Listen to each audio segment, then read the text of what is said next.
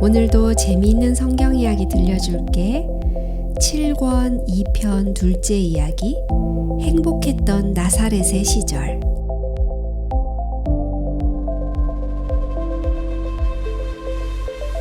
그들은 헤롯 왕으로부터 도망쳐왔던 길을 따라 한 걸음 한 걸음 되돌아갔어요. 고향으로 돌아가고 있다는 생각 때문에 지금은 그렇게 멀어 보이지가 않았어요. 그 당시에는 신문이 없어서 요셉은 쉬어가는 곳마다 다른 사람들에게 소식을 물어보았어요. 너무 오랫동안 멀리 떨어져 살았기 때문에 그는 자세한 정보를 얻고 싶었어요. 예루살렘의 쌀값은 얼마인가요? 목수들의 수입은 얼마 정도 하나요? 로마 사람들은 요즘 무슨 일을 해요? 요셉은 아마 이것저것 물어보았을 거예요. 한 가지 소식이 그를 괴롭혔어요. 아켈라오가 헤롯 왕의 뒤를 이었는데 그는 자기 아버지처럼 잔인하다고 소문이 나 있었어요. 그도 아마 베들레헴에서 도망친 아기를 찾고 있을 것이었어요. 요셉과 마리아는 예수님께서 태어나신 마을에 가서 살고자 계획했었지만 이제는 도저히 할 수 없는 일이었어요. 그래서 그들은 나사렛으로 가기로 했어요. 그곳은 가이사 아구스도가 세금을 받던 때에 그들이 떠났던 곳이었어요. 며칠 후 그들은 정든 고향에 도착하여 새로운 생활을 시작했어요. 요셉은 다시 목공소를 차렸고 마리아는 집안 살림을 시작했어요. 성경에는 예수님이 자라며 강하여지고 지혜가 충족하며 하나님의 은혜가 그 위에 있더라고 기록되었어요. 예수님은 얼마나 훌륭한 소년이었을까요? 아마 그분은 누구보다도 건강하고 튼튼하고 착한 소년이었을 거예요. 마을에 있는 어느 소년 소녀보다 뛰어난 소년이었을 거예요.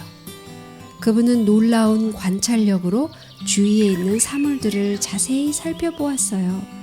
그분은 그 모든 귀한 추억들을 장래를 위해 마음속에 간직해 두셨어요.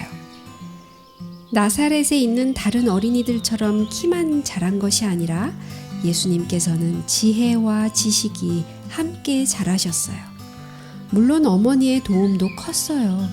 아마 마리아는 천연계의 아름다움을 보여주며 예수님의 수많은 질문에 대답해 주기 위해 함께 나사렛 부근의 산과 들로 자주 산책했을 거예요.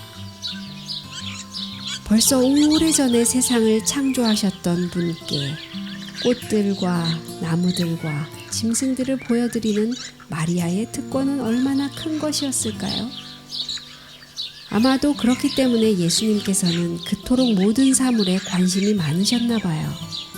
예수님의 마음 깊은 곳에서는 어떻게 이 모든 아름다운 것들이 세상에 있는 다른 누구의 것이 아니라 바로 자신의 것일까 하는 이상한 느낌이 들었을 거예요.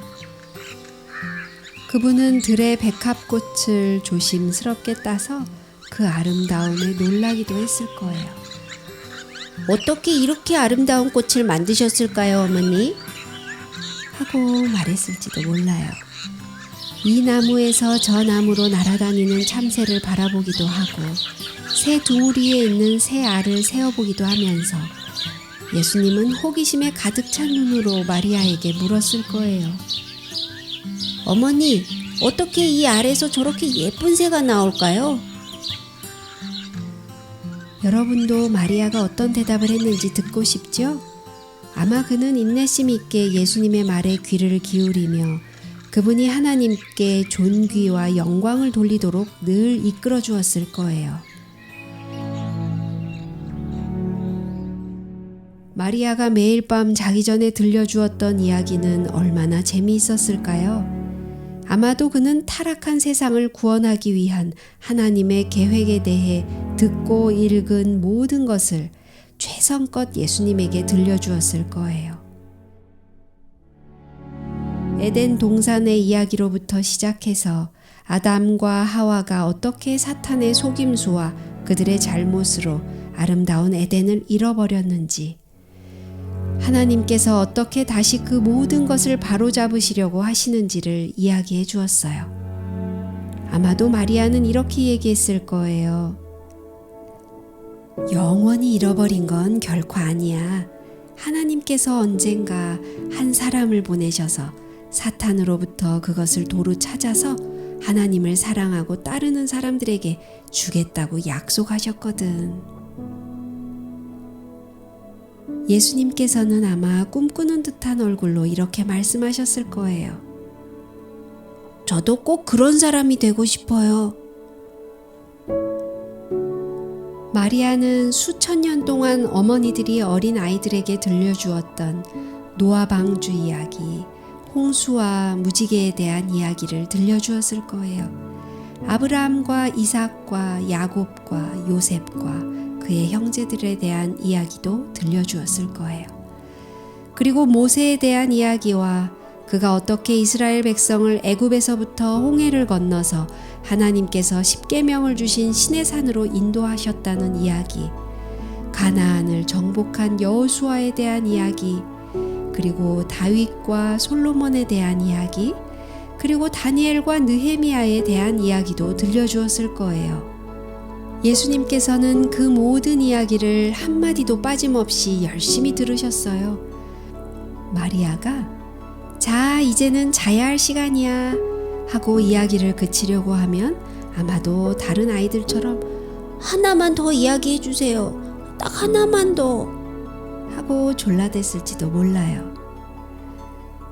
그는 아마도 풀무불에 던져졌던 새 히브리 청년에 대한 이야기나 아브라함이 모리아산에서 이삭을 제물로 바친 이야기를 특히 좋아했을지도 몰라요. 때때로 예수님의 불타는 듯한 얼굴은 마치 어머니, 저도 그곳에 있었던 것 같아요. 아주 생생하게 생각이 나요. 하고 말하는 것 같았어요. 날마다 마리아는 성경 중에서 특히 선지자들이 장차 오실 메시아에 관하여 쓴 구약 성경을 읽었을 거예요. 예수님께서도 자주 들어서 어디에 무엇이 있다는 것까지도 훤히 아셨어요. 금요일 저녁마다 그들은 거룩한 안식일을 맞이하기 위해 함께 무릎을 꿇고 가족 예배를 드렸어요. 이튿날 아침에 그들은 회당에 가서 예배를 드렸어요. 그것은 그들의 규례였어요. 그들은 결코 빠지지 않았어요. 목사님은 자기 앞에서 초롱초롱한 눈빛으로 열심히 그리고 주의 깊게 바라보는 어린 아이를 보셨을 때 얼마나 마음이 흐뭇하셨을까요? 예수님께서는 이렇게 자라며 강하여지고 지혜가 충족하게 되었어요. 하나님의 말씀에 대한 지식이 그분을 강하고 지혜롭게 했고 그 결과 하나님의 은혜가 그 위에 있게 되었어요. 그분께서는 집에서나 밖에서 친구들과 놀 때 친절하고 이기심이 없으셨어요. 항상 다른 사람을 도와주려고 하셨어요. 마리아는 한 번도 예수님을 꾸중할 일이 없었을 거예요. 요셉이 심부름을 시켰을 때 한 번도 그는 투덜거리지 않았을 거예요.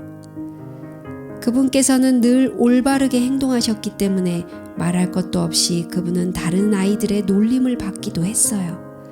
그러나 그들이 어떤 말과 행동을 하든지 예수님을 악으로 빠뜨릴 수 있는 것은 아무것도 없었어요. 다른 사람들이 속이거나 나쁜 말을 해도 예수님은 그렇게 하지 않았어요.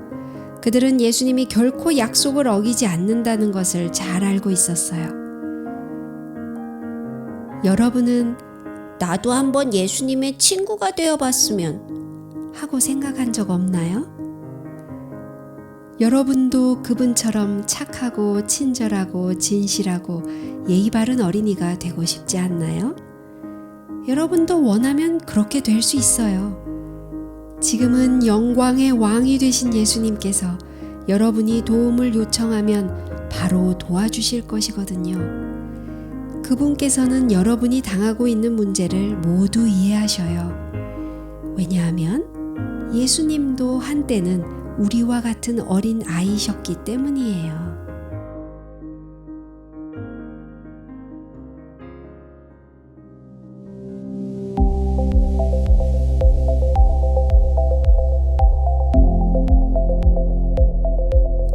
오늘 이야기는 여기까지야. 다음에 또 재미있는 성경 이야기 들려줄게. 안녕.